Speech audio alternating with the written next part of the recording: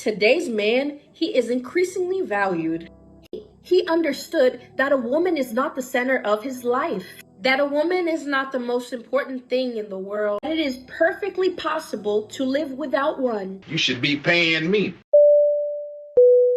The birthday dinners get tricky. Cause then you show up and it's like the bill come, everybody looking around. And then for some reason everybody start looking at you.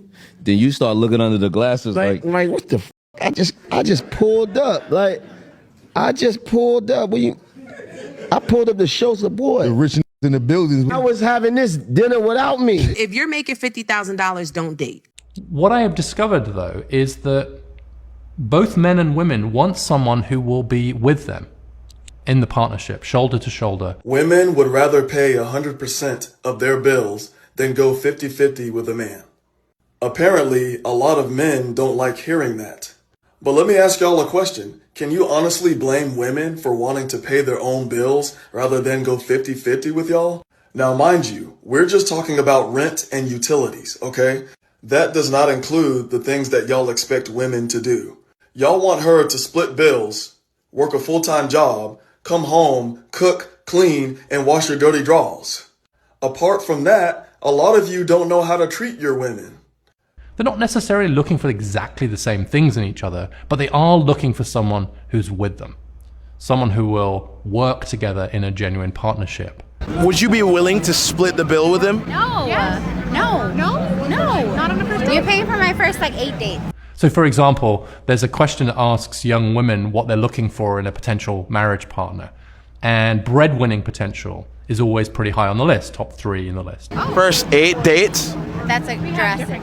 But I would probably say what happened to my $100, Joe? I'd probably say 5 or 6 dates. But having spoken to a lot of young women about this, I've become convinced that that's just a proxy question for this guy has his act together. What's the most a man should spend on a first date? I feel like if I'm gonna get ready and I'm gonna use all my products to come out with you, I need a minimum of $200. What happened to my $100, Joe? A minimum, and that's being nice. And what does the man get in return for that? My presence. Okay, it's a really good signal. If you can do well in the workforce, that probably means you've got a whole set of skills and habits and disciplines that will also make you a good father. And just imagine somebody's crusty, dusty ass son coming into your house where you pay half of the bills after you just slaved over a stove cooking and him asking you to fix him up a plate. If they come, then we will be open arms. Yeah, open arms. Open arms. Yes. Do you find a black man attractive? I do. Yes. Me too. Yeah, actually. And so I think that's what's going on here, and what women are looking for, by and large, isn't what a trad husband, so that they can be a trad wife to that trad husband. Of course, that's true for some.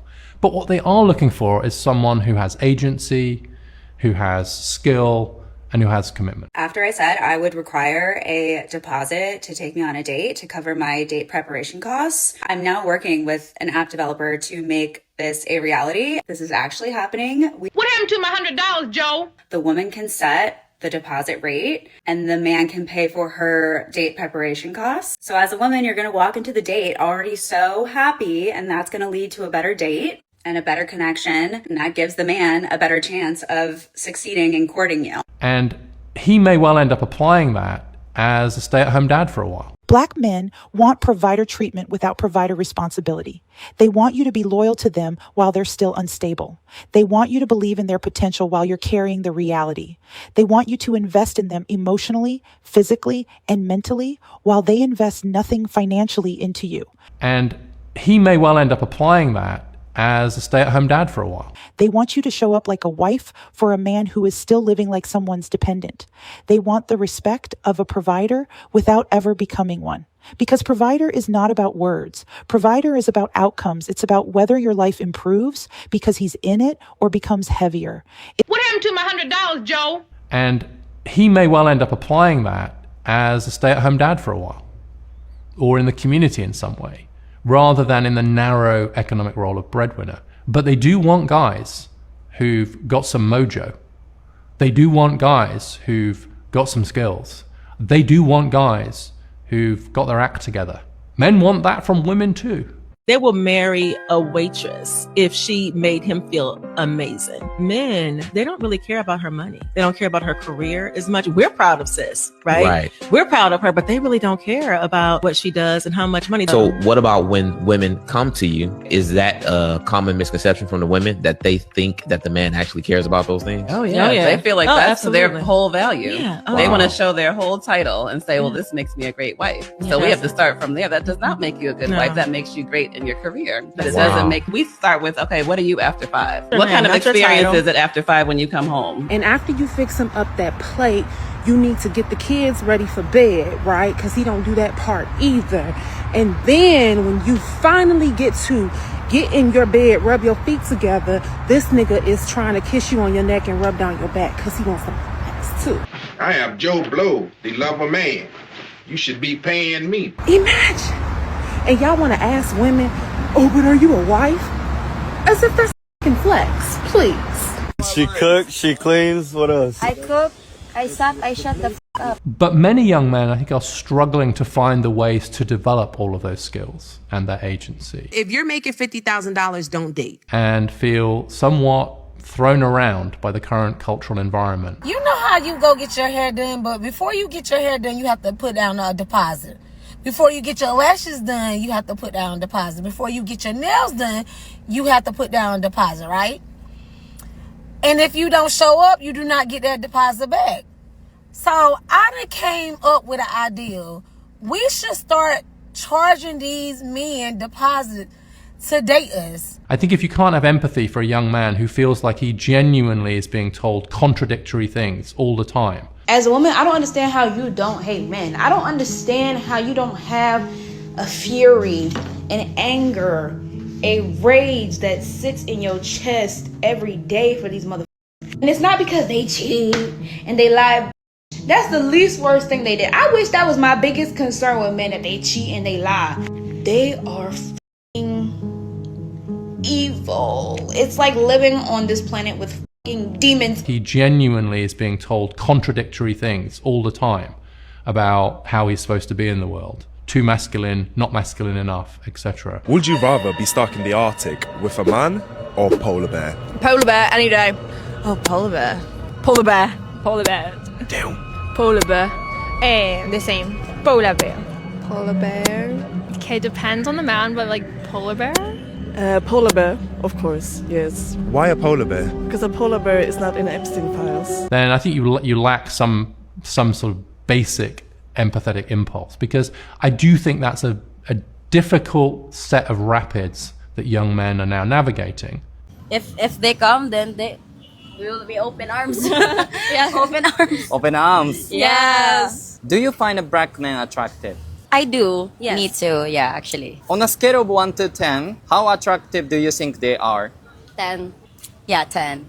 She cooks, she cleans, what else? I cook, I suck, I shut the f*** up. The moment you require provision, he is forced to confront his lack of provision. And he may well end up applying that as a stay-at-home dad for a while. Bitch, are you for real? So instead, he asks you to shrink your standards so he never has to grow into them. And the most dangerous part is many women agree. They accept provider expectations for themselves while accepting dependent behavior from him. And that is how women become exhausted pouring into men who were never built to pour back. Today's man, he realized that his peace is worth more. There is no relationship that can buy his peace. Today's man, he is unbuyable. He is non-negotiable.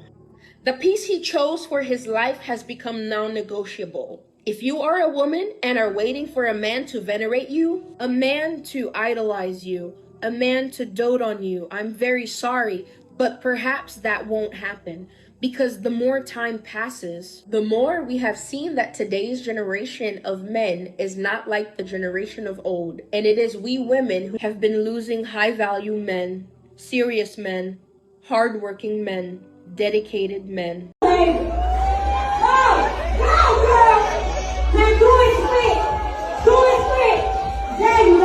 I took it back. You ain't worth no $100. Here, here's $2. I guess we were due for our quarterly message from Richard Reeves telling young men that they don't know how to date. But a simple perusing of social media is showing young men that the barrier to entry for men that aren't attractive enough to win based off of looks in the first place not only face a very steep price to enter the dating market, but if they get one of these young ladies pregnant, then that price multiplies very quickly. Unfortunately, many of the people trying to tell young men that they're the problem with the dating landscape don't understand that it's pay for play. And if you are confronted with a pay-for-play situation, then it's simple. You're going to try and either get the best bang for your buck, or you're not going to play. Or you're going to go somewhere else. All things considered, Richard Reeves is telling young men to play by a playbook that is 30, 40 years old now. When young ladies are saying, you need to pay a deposit before you go on a date with me because I'm me and my presence is worth it, that's not dating. That's pay-for-play. That's essentially tricking, what many people accuse passport bros of doing when they go overseas. But at least we could be honest and say that it's tricking. And if you don't want to compete in this tricking dating market, then you just need to make more money. But to tell young men that they don't have this kind of skill of knowing how to date, I don't think you need to know how to date when a young lady likes you. When she likes you, she'll pay for you. She'll come to your house at 3 a.m. She'll have enthusiastic relations with you. And none of that's going to matter. But when it is a problem, essentially the real problem is that you're just not around the woman that wants to be with you. When we see Dolomite throw the $2 on the bed, it's not necessarily a symbol of him not thinking that the woman has no value.